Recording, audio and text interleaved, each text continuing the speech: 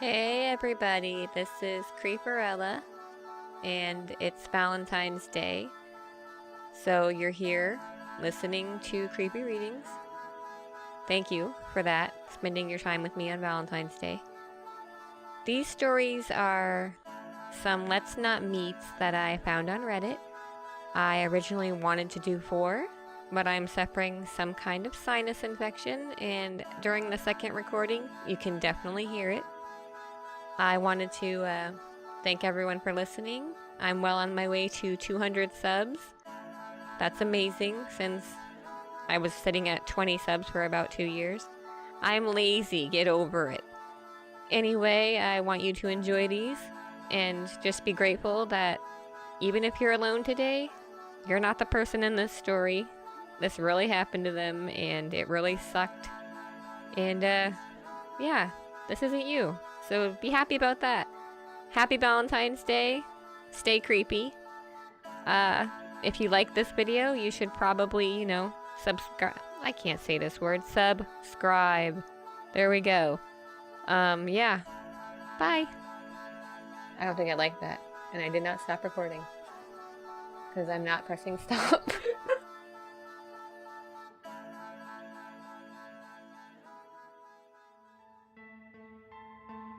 For clarity, I am a straight 21-year-old female. So in November of 2016, I went through a pretty bad breakup. In October 2017, I finally felt comfortable enough to try and get back into the dating world. So like a moron, I got on Tinder, and it wasn't my first rodeo with Tinder, but this was the strangest thing that happened to me. So towards the end of October, I met a guy named Dave on Tinder. And from the looks of it, he was an okay guy. He was funny and a gentleman. Didn't ask for anything inappropriate. It seemed fine. We talked for about 2 weeks and set up a time to go on a date. We decided to meet in a city where he had recently moved to, which was about 35 minutes away from my house. I got to the bar to wait for him, and he was 15 minutes late. He walked in and looked relatively similar to his pictures, which I was happy about. And then he opened his mouth to talk, and had a very strange voice. Like he was always on the verge of crying. Very weird. He had some tattoos on his arm, including the all-seeing eye Illuminati symbol. Trying to break the tension, I jokingly said, "Illuminati confirmed. Tell me all of your secrets." And he goes, "What the hell are you talking about? Don't say that kind of stuff in public." I just kinda laughed it off, and he was being real weird. He then says, "You know that people who pry are people who die." I just looked at him and I genuinely did not know how to respond. Fast forward about 20 minutes and a couple of my friends come to the bar at my urging. I moved to sit on the same side as him so that my friends could sit on the same side of the booth. The minute I sat down, he puts his hands on my knee and squeezes. And not like, "Oh, I'm interested," but a hard fucking squeeze. I looked at him to stop, and he leans over and whispers, "You have lovely kneecaps." Like, boy, what? By the time my friends left, which was about an hour into the date, he had had 7 beers. It was Tuesday. As I go to close my tab, he stands behind me and had a boner. Full-mast boner. I very quickly signed my receipt and stepped away. As I'm getting ready to say goodbye, it starts raining, and he then informs me that he walked to the bar from his house and asked for a ride home. Reluctantly, I agreed, and on the very short drive to his house, he informs me that it's not actually his house, and that he's living in his sister's basement. When I finally park in front of his house, he leans over to kiss me, and I tried to give him the cheek, and he physically turns my head and puts his entire tongue in my mouth. And I pulled away, and this guy did it again. I finally pulled away and said, "Get the fuck out of my car." And he responds with, "I'm in love with you. I knew it from the moment I saw your pictures. You have to come inside and meet my sister and her husband." I told him that if he didn't get out of my car, I was calling the police, and he started tearing up and got out of my car. So weird, boner, Illuminati guy? Let's not meet.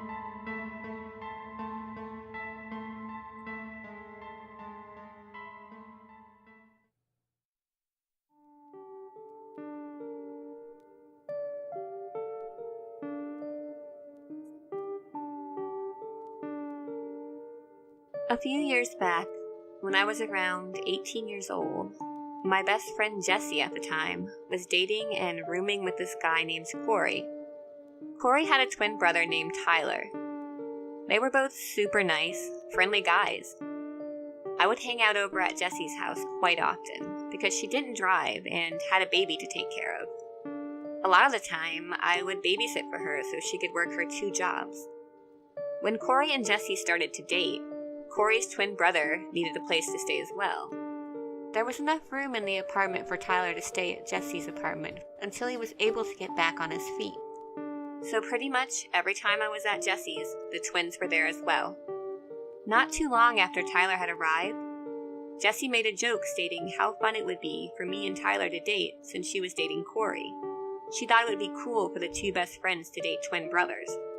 At this time, I had a boyfriend, and I wasn't interested in Tyler in that way. I had just turned 18, and Tyler was 26 years old. I felt that he was too old for me at that point in time. I wasn't particularly happy with the boyfriend I had either, and Jessie knew that as well. I was trying to make it work though.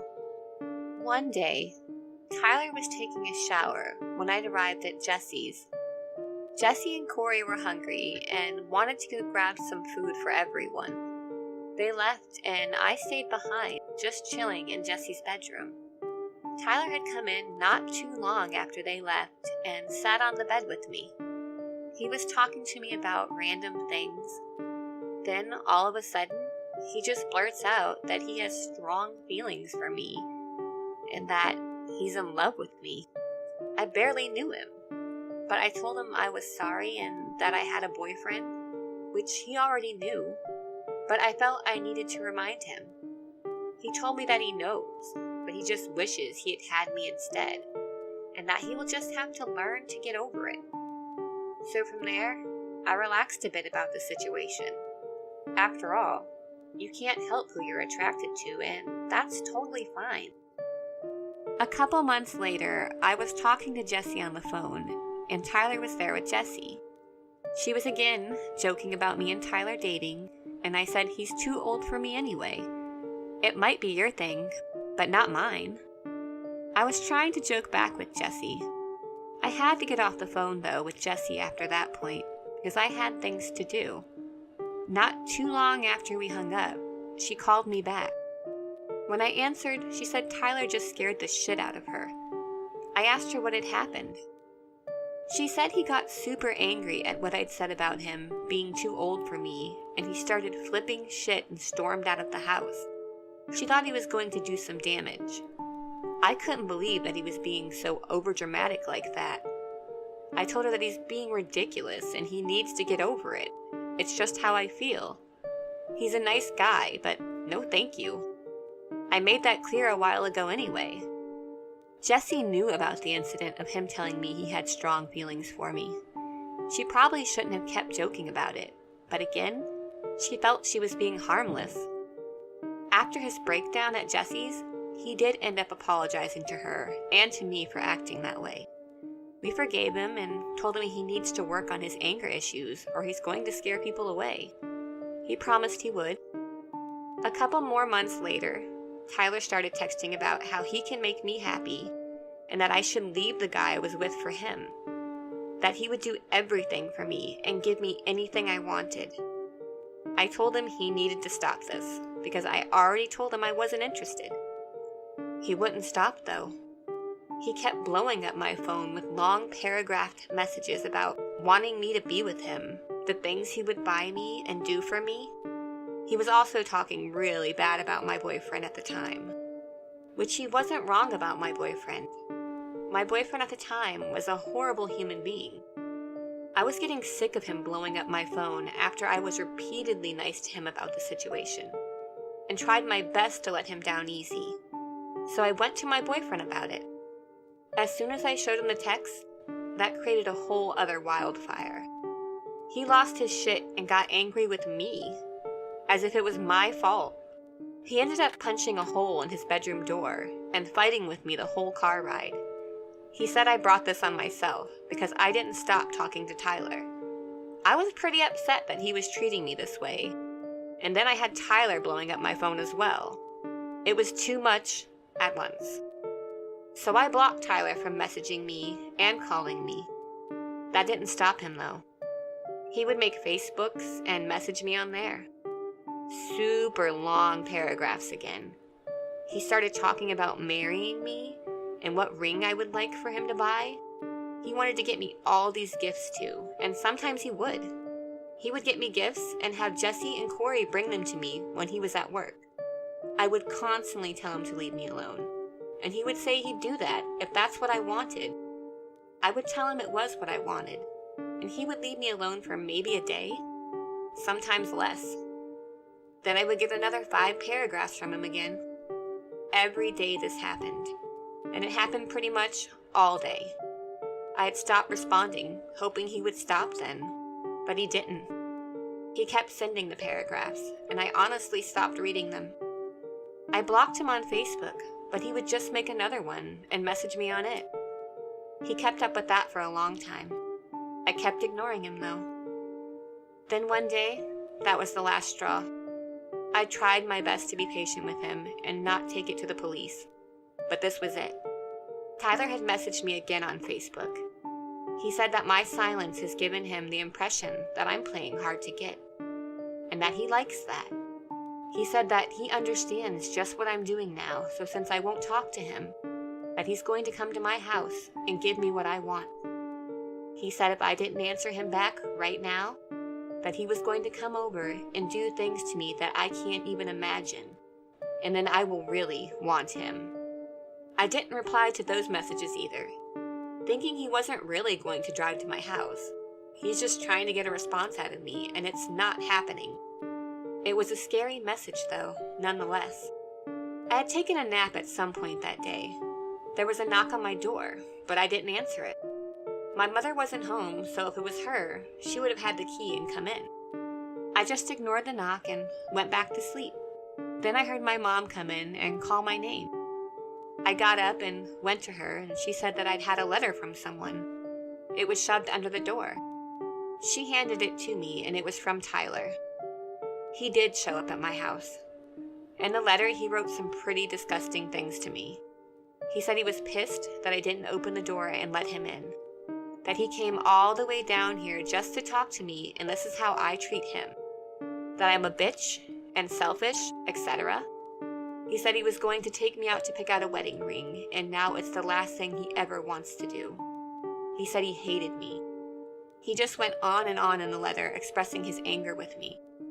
I immediately showed my mom and printed out the conversations from the Facebook messages. My mother and I both went down to the police station and made a report and documentation. The police read and documented everything, but nothing super crazy had been done yet. I wonder what would have happened if I did open that door when he came to my house. I'm so glad I didn't. It didn't end there. A couple days later, my mom had just arrived home. She said she saw a car parked out front of the house. The person in it was sleeping. It was a man. He ended up waking up and seeing my mom, and he booked it out of there. She chased him down as far as she could, at least until she got his license plate information. We took it to the police to see if it was Tyler. It was. He was sleeping outside my house in his car, stalking me, waiting for me to come outside. It seemed I always just missed him, and it was like luck. It was strange, but I was thankful. Once that was taken to the police, an official court date was being made. He was taken to court for everything, and I had to be there to watch.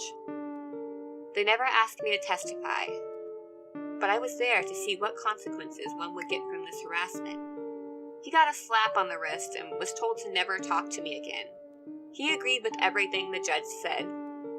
I was angry that was all he got, but he didn't rape me, abuse me, or murder me, so that's all he was able to get. I thought I was finally rid of him, though. I still stayed cautious of my surroundings, though. I'd always carried my keys in between my knuckles, and I had a taser as well. For a little while, I would have someone walk me to my car every time I left work at night, just in case Tyler was lurking somewhere.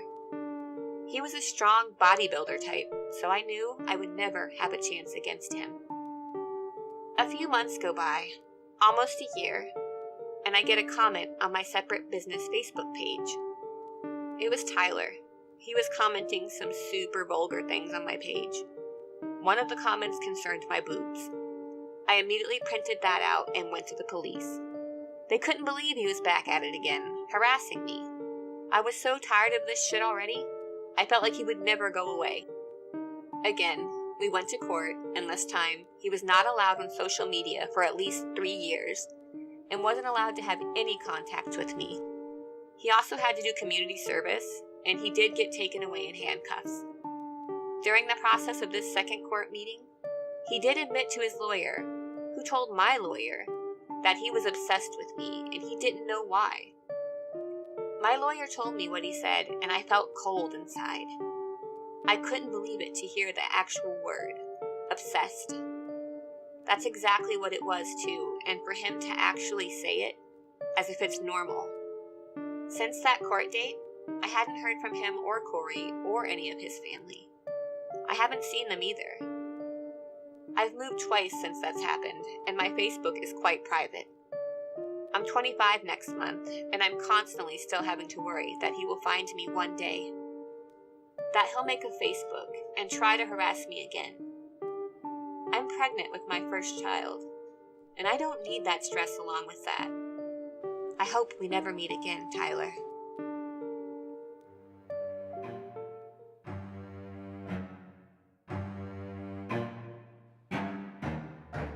This isn't the creepiest encounter, but pretty scary at the time. Before Uber was around, I had to take a cab from the city to my mom's house, about 20 to 25 minutes away.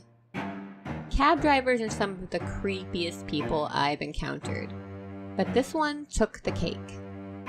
This happened years ago, so I may be a bit fuzzy on the details, but I'll tell you what I remember. So this driver picked me up and told me I could sit in the front seat. I was young and naive, so I said okay. To give you an idea of what this fella looked like, he was extremely overweight, sweaty, neckbeard type. He had a giant boil on his right ear, smelled like sweat and cigarettes, and was just really gross in general. He started chatting with me about random stuff, then brought up opiates. He began listing various pills and how much he could get them for. But he'd give me a discount because I'm cute. Ugh. The whole time he was talking, I didn't really respond.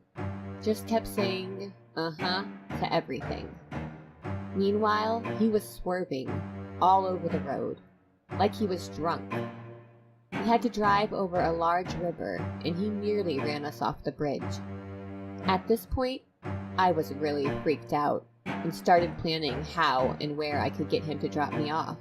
That would still be within reasonable walking distance to my mom's house. I got him to pull over, and he turned to me and said, "A few weeks ago, I was giving a cute girl a ride, and when I asked her where she was going, she said she was just bored and wanted to drive around. We hung out all day, and she helped me with my paperwork. I could make this ride free if you wanted to do something like that." Seriously? I said no, paid him, and hurried off. Creepy cabbie? Let's not meet again.